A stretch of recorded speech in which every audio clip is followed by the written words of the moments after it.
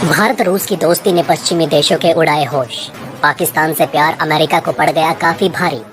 भारत रूस की दोस्ती देख जो बाइडेन के निकले खून के आंसू। भारत ने कहा रूस से कच्चा तेल खरीदता रहेगा भारत।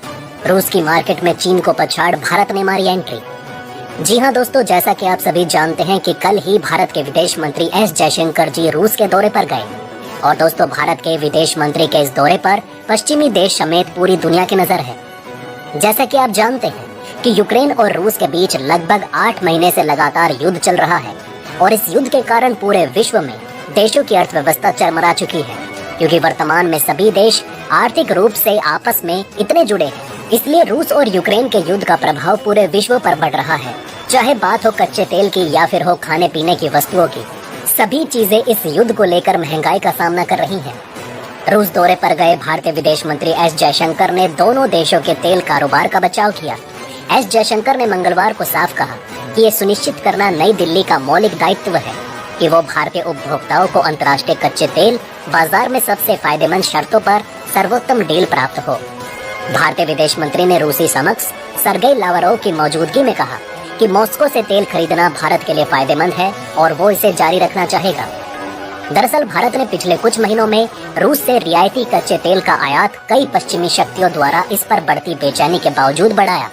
ऐसे में मॉस्को में एक संयुक्त संवाददाता सम्मेलन को संबोधित कर रहे जयशंकर से पश्चिमी देशों में आक्रोश के बीच भारत के बढ़ते तेल आयात के बारे में पूछा गया। इस पर उन्होंने कहा, इस संबंध में काफी ईमानदारी से हमने देखा है कि भारत रूस संबंधों ने हमारे लाभ के लिए काम किया है, इसलिए अगर ये मेरे फायदे के लिए काम करता है तो मैं इसे जारी रखना चाहूंगा। इसके साथ ही उन्होंने कहा कि तेल आपूर्ति के मुद्दे के संबंध में सबसे पहली बात तो ये है कि ऊर्जा बाजार पर युद्ध को लेकर तनाव है। ये एक ऐसा तनाव है जिसके पीछे कई कारक जिम्मेदार हैं, लेकिन आज दुनिया के तीसरे सबसे बड़े तेल और गैस उपभोक्ता के रूप में एक उपभोक्ता जहां आय का स्तर बहुत अधिक नहीं है, ये सुनिश्चित करना हमारा मौलिक दायित्व है कि भारतीय उपभोक्ता की अंतर्राष्ट्रीय बाजारों में सबसे फायदेमंद शर्तों पर सर्वोत्तम संभव पहुँच हो। दोस्तों, मैं आपको बता दूं कि रूस अक्टूबर में सऊदी अरब और इराक जैसे परंपरागत विक्रेताओं को पछाड़कर भारत का टॉप ऑयल सप्लायर बन गया। अक्टूबर महीने में ही रूस ने भारत को 9,35,556 बैरल प्रतिदिन कच्चे तेल की सप्लाई की। ये रूस के द्वारा भारत को कच्चे तेल की अब तक की सर्वाधिक आपूर्ति है। मैं आपको बता दूं कि बीते वित्त वर्ष में भारत द्वारा आयात किए गए सभी तेल में रूस के तेल का सिर्फ 0.2% हिस्सा था। ये अब बढ़कर भारत के कुल कच्चे तेल के आयात का 22% हो गया है, जो इराक से 20.5% और सऊदी अरब से 16% से अधिक है। दोस्तों, भारत ने दिसंबर 2021 में रूस से प्रतिदिन केवल 36,255 बैरल कच्चे तेल का आयात किया, जबकि इराक से 10.5 लाख बैरल और सऊदी अरब से 9,52,625 बैरल प्रतिदिन का आयात किया गया था। लेकिन यहाँ जो सबसे बड़ी समस्या भारत के लिए निकल कर आती है वो है भारत और रूस का ट्रेड डेफिसिट। दरअसल दोस्तों, भारत और रूस का इस युद्ध से पहले जो व्यापार हुआ करता था वो साल का कुल मिलाकर 8 से 10 बिलियन डॉलर हुआ करता था। लेकिन चौंकाने वाले आंकड़े तब आए जब भारत और रूस के बीच व्यापार का आकलन किया गया नवंबर महीने तक, तो पता चला कि भारत और रूस का व्यापार बढ़कर लगभग 18 बिलियन डॉलर पहुंच चुका है। और समस्या यहीं से शुरू होती है।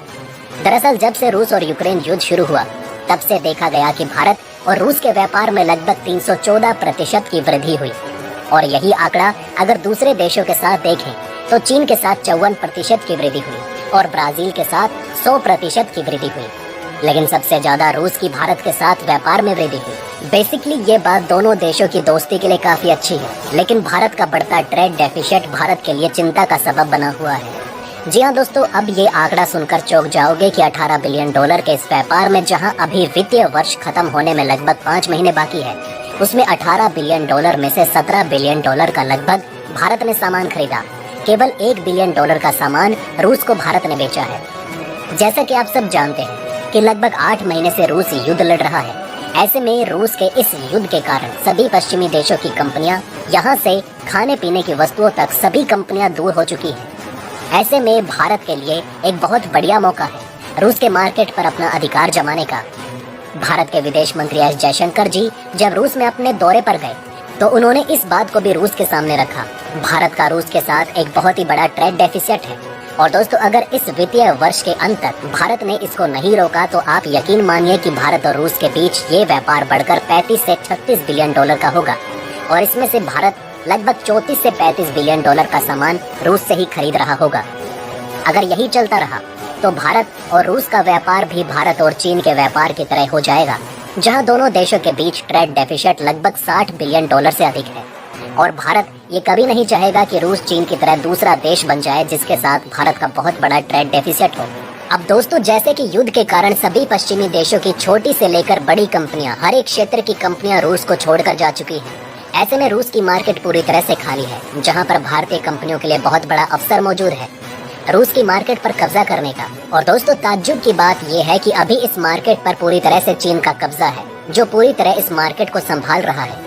और रूस भी ये कभी नहीं चाहता कि वो पूरे तरह से एक देश पर निर्भर हो जाए। उसको मजबूरी में हर वो बात चीन की माननी पड़ेगी जो वो नहीं करना चाहता।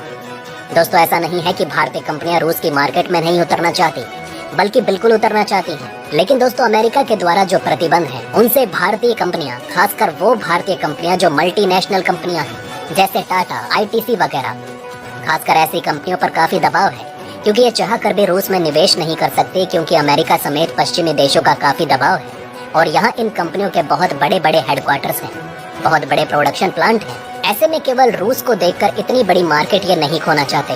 लेकिन दोस्तों महिंद्रा जैसी कंपनियों ने रूस में निवेश करने की, प्लांट खोलने की इच्छा जताई और अभी महिंद्रा कंपनी रूस की सरकार से बातचीत भी कर रही है ताकि पहली बार रूस में एक इंडियन कार मैन्युफैक्चर कंपनी का प्लांट खोला जाए। आप यकीन नहीं मानेंगे कि अभी माचिस से लेकर गाड़ी तक ये सभी रूस की मार्केट चीन की कंपनियों के हाथ में है। और क्योंकि भारत का रूस के साथ ट्रेड डेफिसिट है, ऐसे में अपने ट्रेड डेफिसिट को कम करने के लिए भारत का प्राइवेट सेक्टर रूस की इस मार्केट में चीन को काफी अच्छे से पचार सकता है। अगर भारत की कंपनियां एक बार रूस के मार्केट में उतर गई तो रूस के इस मार्केट से भारत की प्राइवेट कंपनियां मध्य एशिया देशों में अपने उत्पादों को निर्यात कर सकेगी, जिसके लिए भारत अफगानिस्तान के रास्ते जाने का प्लान बना रहा था। अब दोस्तों इसी प्लान को रूस के मार्केट में अपनी हिस्सेदारी बढ़ाने के लिए विदेश मंत्री एस जयशंकर रूस के दौरे पर आए हैं, ताकि भारत और रूस के बीच इसी साल के अंत तक एक फ्री ट्रेड एग्रीमेंट हो सके। हालांकि दोस्तों इस पर आपका क्या कहना है कमेंट करके जरूर बताएं। जय हिंद, जय